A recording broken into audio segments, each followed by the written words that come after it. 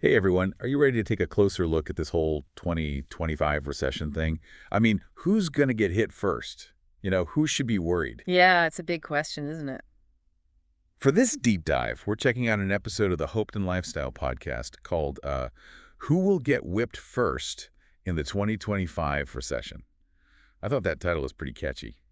Yeah, it definitely grabs your attention. It does. So, how worried should we be about a recession? Is it, a sure thing at this point? Well, the Hopeton podcast kicks things off by painting a pretty realistic picture, I guess you could say, of the current economic landscape. Okay. They talk about how inflation's been all over the place, up, down, it's unpredictable. Right, like a roller coaster. And then there's the rising interest rates, which are never really fun for anyone, are they? No, definitely not. And those supply chain issues we've been dealing with, they haven't magically disappeared either. Still causing headaches. Yeah, definitely. And, all of this combined points towards, well, maybe not a full-blown crash, but definitely some economic turbulence ahead. Okay, so things are a little shaky, but the Hopeton people, they interviewed some pretty big-name economists, right? Okay. What were those experts saying about all this? Yeah, they talked to a few heavy hitters in the econ world, and the consensus seemed to be that these are, they called them textbook pre-recession indicators. So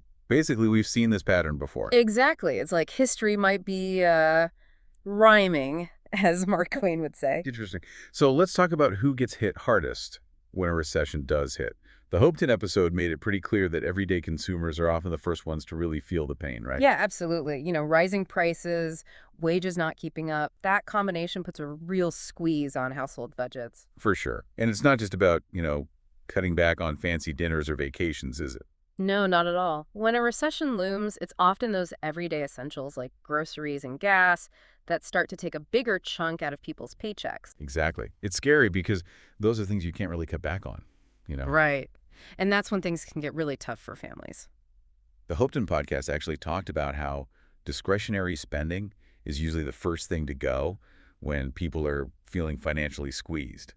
So basically, those little things we enjoy, like, going out to eat or grabbing a latte every day or buying a new video game, those suddenly become luxuries that people can't afford. Right. And that can have a ripple effect on businesses. Oh, absolutely.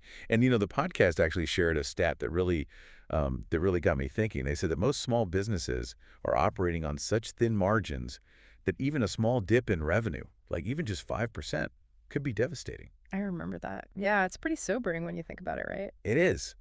Think about all those local shops and restaurants we love. Are they prepared for that kind of hit? That's a great question. And actually, the Hopeton folks interviewed a small business owner who put it pretty bluntly. I think they own a bookstore. And they said, we operate on thin margins. A recession means less customer footfall, and that's devastating for us. Ouch.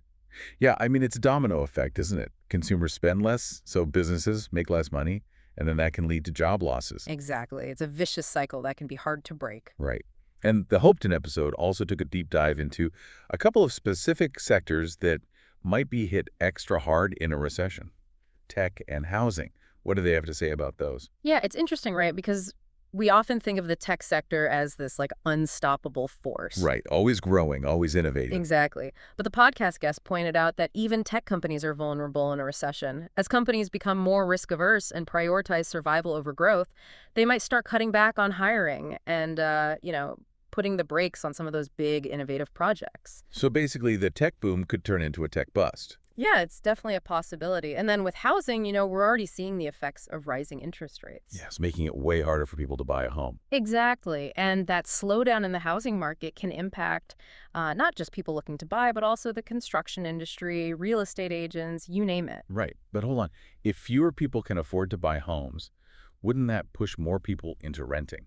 And wouldn't that, drive rent prices up? Hmm. That's a really interesting question. The podcast didn't specifically address that, but it's definitely a potential consequence, right? It makes sense. If demand for rentals goes up, prices will likely follow. Exactly. And that just shows how interconnected everything is in the economy. Okay, so we've talked a lot about the downsides of a recession. But the Hopeton episode did offer a few silver linings, right? Some Hmm. sectors that might actually do well during a downturn. Absolutely. They talked about how discount retailers and repair services often see an increase in business during tough economic times. It makes sense, right? People are looking for ways to save money. So suddenly, fixing something you already own seems a lot more appealing than buying a brand new one. Exactly. It's all about finding value and stretching your budget further. This whole idea of a repair economy, kind of fascinating, isn't it? Mm. Maybe a recession could actually be a good thing in some ways. Like, what if it forces us to rediscover the value of fixing things, of being more resourceful? That could be a huge cultural shift. I like the way you're thinking. It's all about perspective, right? Right. So let's wrap things up. If we take everything we've learned from this deep dive into the Hopeton episode, it seems like consumers and small businesses are probably going to feel the impact of a potential recession first, and certain sectors like tech and housing might face some unique challenges. Yeah, that's a good summary. But there are also potential opportunities for businesses that can adapt to changing consumer behavior. And for individuals, maybe it's a chance to rethink our spending habits, focus on what truly matters, and, maybe even learn some new skills, like how to repair things ourselves. Exactly. And maybe, just maybe, we'll come out of this potential recession stronger and more resilient. So what do you think? How are you feeling about this whole 2025 recession thing? Are you feeling prepared? A little nervous? I don't know about you, but I'm definitely feeling a lot more informed after this deep dive. Me too.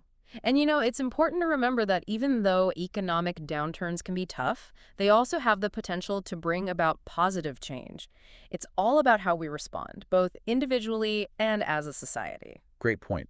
So thanks for joining me on this deep dive. We'll keep you updated on all things recession related as things develop. Until next time. Take care. See ya.